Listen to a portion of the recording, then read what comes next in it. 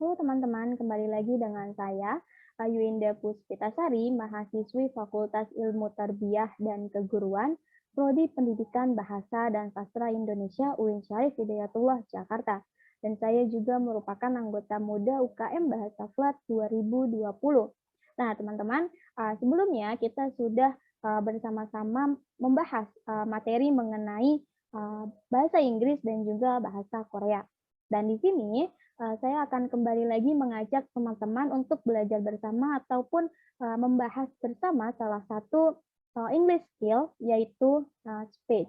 Jadi kita akan bersama-sama membahas apa sih tujuan dari speech ini, lalu keuntungannya apa saja, bagaimana strukturnya, dan lain sebagainya. Jadi langsung saja ya teman-teman. Nah, pertama-tama sebelum kita mengetahui speech lebih dalam, ada baiknya kita kulik terlebih dahulu mengenai speech itu sendiri. Jadi apa sih speech itu? What is speech? Speech is the expression to express the thought or feeling with articulation shown. And also, speech is communication through talking or a thought given to an audience, the power or ability to speak, and the manner of speaking.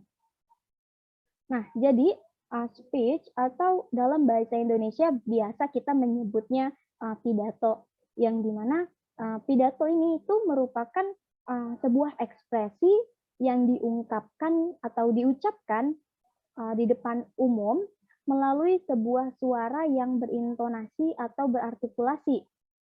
Ekspresi tersebut berupa pikiran ataupun perasaan yang biasanya ekspresi tersebut diungkapkan dengan tujuan untuk mempengaruhi para audiens ataupun penonton.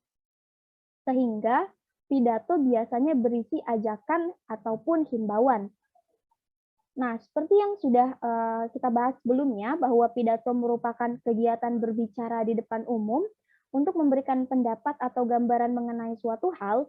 Jadi, pidato ini termasuk salah satu kemampuan atau skill untuk berbicara dan cara berbicara di depan umum. Nah, selanjutnya, the purpose of speech, tujuan dari speech ini. Teman-teman, dalam acara-acara tertentu seperti peringatan Hari Pendidikan, kemerdekaan, atau hari-hari besar lainnya, dan biasanya juga ada di awal-awal pembukaan acara, biasanya kita seringkali mendengar orang-orang menyampaikan pidatonya di depan umum dengan berbagai macam tema dan juga judul. Lalu, apa sebenarnya tujuan dari pidato itu sendiri? Langsung saja ya teman-teman. Tujuan yang pertama adalah to inform.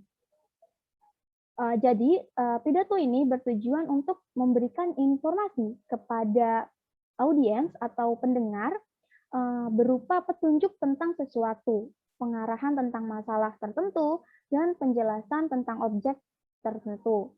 Lalu selanjutnya, tujuan dari speech adalah to motivate or persuade, yang dimana artinya untuk mempengaruhi para pendengar ataupun audiens.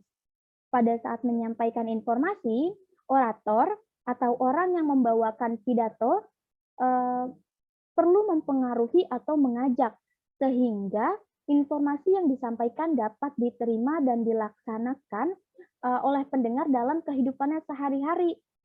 Dalam mengajak dan mempengaruhi pendengar ini, sang orator juga harus dapat menyampaikan bukti dan juga alasan yang dapat diterima.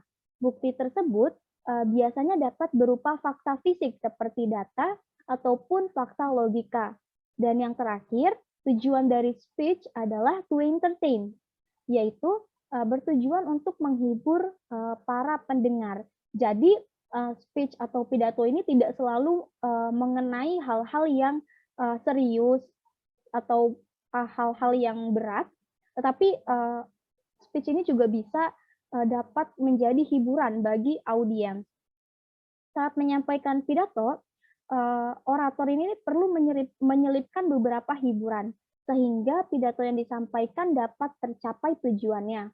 Nah, jadi seperti itu teman-teman, tujuan atau purpose dari speech ini. Lalu selanjutnya, the advantage of speech, keuntungan dari speech. Kita bahas satu persatu ya teman-teman. Yang pertama itu adalah saving time and labor. Jadi dia itu si speech ini itu dapat menghemat waktu dan tenaga. Dijelaskan bahwa speech helps to transmit a message quickly to a large number of audience at a time. Therefore, when a message needs to be communicated to a large audience immediately, speech is appropriate.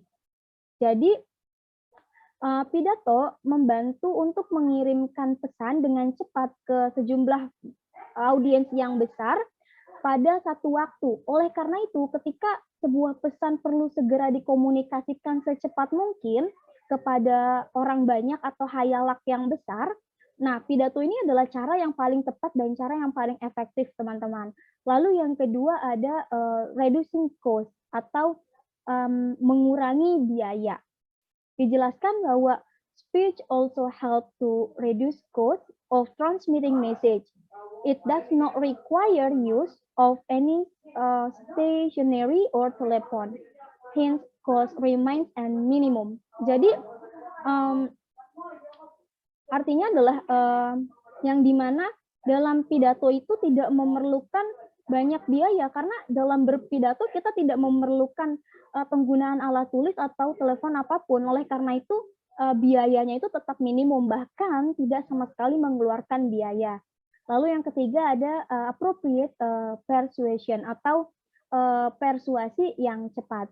Di sini dijelaskan bahwa speech of the leader acts as the best source of inspiration for the followers or subordinate, and therefore speech is arranged on a priority basis to transmit important message to the followers and to inspire them.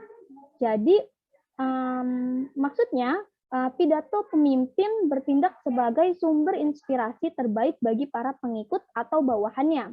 Oleh karena itu, pidato disusun berdasarkan prioritas untuk menyampaikan pesan-pesan penting dari atasan kepada para pengikut dan untuk menginspirasi mereka semua. Jadi benar-benar bersifat memotivasi para bawahan atau pengikutnya, seperti itu teman-teman.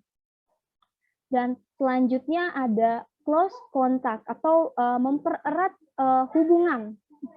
Jadi a speech also to create a close contact between the speaker and the audience. While delivering speech, the speaker can create a lively relation and contact with the audience through body language, facial expression, and non-verbal cues. Jadi, pidato juga bisa untuk menjalin kontak yang erat nih, teman-teman. Kontak yang erat antara si pembicara dan juga audiens. Karena saat menyampaikan pidato, sang pembicara ini dapat menciptakan hubungan dan kontak yang hidup dengan para audiens itu melalui body language, melalui bahasa tubuh yang digerakkan oleh sang pembicara, ekspresi wajah yang ditunjukkan, dan isyarat nonverbal lainnya. Dan yang terakhir ada quick transmission of message atau menyampaikan pesan yang cepat. Bagaimana sih maksudnya? Jadi, speech is a kind of direct communication. In this method, the message directly goes from the speaker to the listener. Hence, there occurs no delay in transmitting message to the intended receiver. Jadi, karena pidato adalah jenis komunikasi yang sifatnya langsung di tempat maksudnya, dalam metode ini pesan yang langsung disampaikan dari pembicara ke pendengar. Oleh karena itu, tidak terjadi penundaan dalam pengiriman pesan ke penerima yang dituju. Jadi, pesan yang disampaikan tuh benar-benar langsung sampai kepada para audiensnya, teman-teman. Nggak ada apapun yang menghambat. Seperti kalau misalnya kita mengirimkan melalui pesan singkat itu kan bisa aja ada penghambatan dari signal atau semacamnya. Tapi kalau pidato ini benar-benar bersifat langsung diterima oleh audiensnya, seperti itu teman-teman. Selanjutnya adalah disadvantage of speech atau kekurangan dalam speech. Selain memiliki beberapa tujuan dan keuntungan yang baik, pidato atau speech juga memiliki beberapa kerugian. yaitu yang pertama ada inakurasi atau ketidaktelitian, yang dimana dijelaskan the main disadvantage of speech or inaccuracy if the speaker fails to understand the need of the audience. Speech become worthless. Jadi inakurasi ini akan terjadi jika pembicara gagal memahami kebutuhan dari audiensnya, maka pidato atau speech menjadi tidak berharga. Selanjutnya, ada complexity atau kompleksitas yang dimana dijelaskan this form of communication increase the complexity in the communication channel. If the number of audience is large, it is difficult to understand the meaning of the speech. Jadi, bentuk komunikasi ini meningkatkan kompleksitas saluran komunikasi. Jika jumlah audiensnya besar dan banyak, maka sulit untuk memahami maksud dari pidato tersebut. Lalu ada delay atau menunda. Yang dijelaskan, it is a lengthy process to take decision making because it takes more time for personal discussion to each other. If the audience don't understand the meaning of the speech, it takes more time to take a final decision.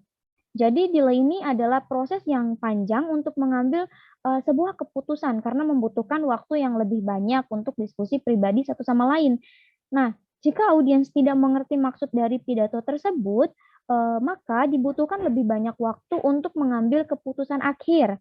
Lalu ada irrelevancy atau ketidakrelevanan, yang dimana sometimes the speaker delivers an irrelevant speech which make the audience displeasure. Jadi terkadang pembicara yang menyampaikan pidatonya tidak relevan, maka akan membuat audiens tidak senang. Biasanya ini salah satu faktor yang menyebabkan audiens cepat merasa bosan. Lalu ada no record atau tidak adanya catatan. Usually, no records are kept in this form of communication. So, speech cannot be such as legal document unless it is taped. Jadi, biasanya tidak ada catatan yang disimpan dalam bentuk komunikasi ini, dalam si pidato ini. Jadi, ucapan tidak dapat digugat sebagai dokumen hukum kecuali jika direkam. Dan yang terakhir adalah lack of secrecy atau kurangnya kerahasiaan. In this form of communication, the important and secret information may be disclosed. Jadi dalam bentuk komunikasi ini, informasi penting dan rahasia dapat diungkapkan sewaktu-waktu. Seperti itu, teman-teman. Selanjutnya kita beralih ke style of speech atau gaya-gaya yang digunakan dalam pidato ini gitu. Jadi gimana sih orang-orang yang berpidato ini tuh memiliki gayanya tersendiri gitu. Lalu apa saja nama-nama gaya itu? Jadi langsung saja ya, teman-teman. Di style of speech ini tuh yang pertama ada Indonesian atau formal, yang dimana seperti yang kita ketahui biasanya kan gaya formal ini tuh selalu ditandai dengan kalimat yang panjang dan kompleks, terus diisi dengan kosakata yang ilmiah, dengan bahasa yang tinggi dan nada serius yang konsisten. Nah, biasanya yang formal seperti ini nih biasa dipakai oleh kita orang-orang Indonesia yang ditranslate ke dalam bahasa Inggris, makanya disebut dengan Indonesian style. Nah, lalu selanjutnya style yang kedua ada Toastmaster. Toastmaster ini tuh style yang dibawakan dengan lebih santai dan easy listening buat para audiens. Karena style ini lebih mirip dengan storytelling, yang dimana menyampaikan pidatonya dengan menyelipkan masalah pribadi sang pembicara atau feeling yang dirasakan oleh sang pembicara, dan bisa juga menyelipkan pengalaman yang dirasakan atau yang dialami oleh pembicara yang berhubungan dengan isi pidato yang akan disampaikan kepada audiensnya, teman-teman. Lalu terakhirnya ada argumentative style. Iya, benar sekali.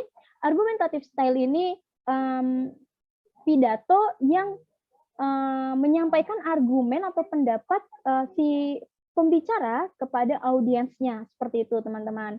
Lalu selanjutnya kita beralih ke structure of speech. Nah, teman-teman, berpidato itu bukan hanya asal berbicara di depan umum tanpa planning dan tujuan tertentu ya, tetapi berpidato juga kita juga sudah harus memastikan apakah pidato yang akan dibawakan atau yang disampaikan ini sudah terstruktur dengan baik atau belum gitu teman-teman. Jadi lalu bagaimana struktur pidato itu sendiri yang baik dan benar? Jadi ada 3 struktur penting dalam berpidato ataupun speech, teman-teman. Yang pertama itu ada opening atau biasanya pembukaan. Nah, biasanya dalam pidato bahasa Indonesia, opening selalu diawali dengan salam dan menyampaikan rasa hormat ke beberapa audiens yang penting, biasanya yang memiliki jabatan tinggi ataupun orang-orang yang memang dihormati. Dan baru setelah itu si pembicara akan menyebutkan tema dan judul yang akan disampaikan dalam pidatonya. Namun dalam English speech sangat jarang sekali melakukan itu teman-teman, karena biasanya mereka akan langsung mengawali speech ini dengan memorable tagline atau cerita dari pengalaman yang berhubungan dengan pidato yang akan disampaikan. Jadi dia datang itu tuh langsung bercerita, tidak ada salam pembuka ataupun apa. Jadi itu sudah termasuk ke opening. Lalu selanjutnya ada body atau isi. Nah, di body atau isi ini si English speech ini itu tuh akan langsung menyampaikan poin yang bersifat narasi dari cerita yang di awal tadi, yang di opening tadi, teman-teman. Lalu yang terakhir, struktur yang terakhir ada closing. Sama seperti pada pidato dalam bahasa Indonesia, dalam English speech juga terdiri dari sum up, yaitu kesimpulan dari seluruh pidato yang sudah disampaikan. Dan yang terakhir adalah memorable tagline. Seperti itu, teman-teman. Serta yang paling penting, tidak lupa mengucapkan terima kasih kepada para audiens karena sudah menyimak atau mendengarkan dengan baik. Seperti itu, teman-teman. Lalu, selanjutnya kita akan bahas types of speech. Nah, sebelumnya kita sudah membahas mengenai gaya pembawaan speech, structure speech, keuntungan, dan tujuan dari speech. Dan kita rasanya belum lengkap kalau belum bahas type of speech ini. Jadi, apa aja sih jenis-jenis yang ada di speech ini? Langsung saja ya. Yang pertama ada same speech atau impromptu atau prepare. Yang dimana impromptu ini tuh biasanya membutuhkan banyak latihan yang kemudian membentuk jam terbang. Karena impromptu ini adalah pidato yang disampaikan tanpa persiapan sama sekali. Jadi langsung action, tidak ada pembuatan teks, tidak ada penentuan tema, jadi dia langsung bergerak cepat gitu, langsung berpidato saja. Lalu selanjutnya ada table topic. Nah, biasanya table topic ini tuh digunakan di detik-detik final lomba pidato, atau biasanya nih kita biasa lihat table topic ini tuh di acara Miss Universe ataupun Putri Indonesia, yang dimana para peserta diberi pertanyaan dan akan menjawabnya dalam waktu yang sudah ditentukan. Nah, jika dalam pidato, saat table topic, orang yang berpidato diminta untuk berpidato secara mendadak, secara impromptu juga berarti ya teman-teman, tanpa adanya persiapan. Nah, seseorang yang berperan sebagai table topic master akan mempersiapkan terlebih dahulu sejumlah pertanyaan atau tema yang harus dijawab dan dijelaskan oleh orang yang akan berpidato tersebut. Setelah itu baru deh mereka bisa menyampaikan pidatonya. Jadi mereka akan berpidato setelah mendapatkan tema yang ditentukan dan berpidatonya dengan waktu yang sudah ditentukan juga. Seperti itu teman-teman. Lalu selanjutnya ada humorous. Sama seperti artinya ya jika diterjemahkan ke dalam bahasa Indonesia, artinya itu adalah lucu. Jadi berpidatonya ini diiringi atau diselipi dengan sedikit humor untuk menghibur para audiens. Seperti yang sudah tadi kita bahas bahwa speech ini tidak selalu mengenai hal yang berat ataupun hal yang serius, tapi pasti harus bukan harus sih, tapi harus sebisa mungkin disisipkan humor biar para audiens itu nggak bosen. Jadi kita kayak membawa perasaan audiens gitu. Nah, lalu selanjutnya ada oratorical. Jenis ini merupakan jenis pidato yang sering digunakan dalam pidato presiden dan para jajarannya. Jadi bersifat sangat-sangat resmi dan formal ya teman-teman. Lalu yang terakhir adalah product speech, yaitu pidato yang bersifat atau bertujuan untuk mempromosikan ataupun mengiklankan sesuatu seperti barang ataupun lainnya. Jadi misalnya kayak sales yang banyak-banyak berbicara itu sebenarnya dia lagi product pitch seperti itu teman-teman. Nah, cukup sekian waktu belajar bersama kita untuk membahas mengenai English skill yaitu speech ini ya, teman-teman. Terima kasih sudah belajar bersama saya. Kurang lebihnya mohon dimaafkan. Terima kasih.